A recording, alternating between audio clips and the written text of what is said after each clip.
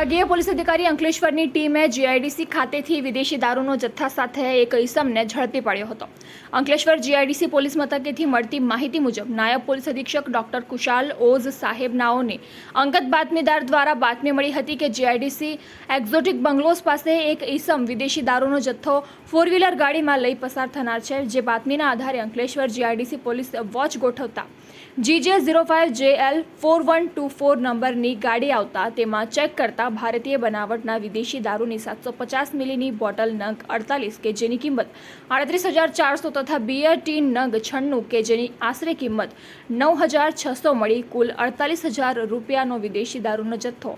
મળી આવ્યો હતો। પોલીસે ગાડી ચાલક મુકુંદભાઈ શાંતિલાલ વસાવાની પ્રોહિબિશન એક્ટ મુજબ અટક કરી 48,000નો દારૂનો જથ્થો, એક નંગ મોબાઈલ કે જેની આશરે કિંમત 10,000 તેમજ 4-વ્હીલર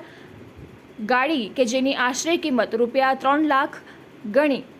3,58,000નો મુદ્દામાલ કબજે કરી વિજયભાઈ મણીલાલ પટેલ રહેવાસી અંકલેશ્વર તેમજ લાલો રહેવાસી માલજીપુરા તાલુકા ઝઘડિયાઓને વોન્ટેડ જાહેર કરી વધુ કાયદાકીય તપાસ હાથ ધરી છે।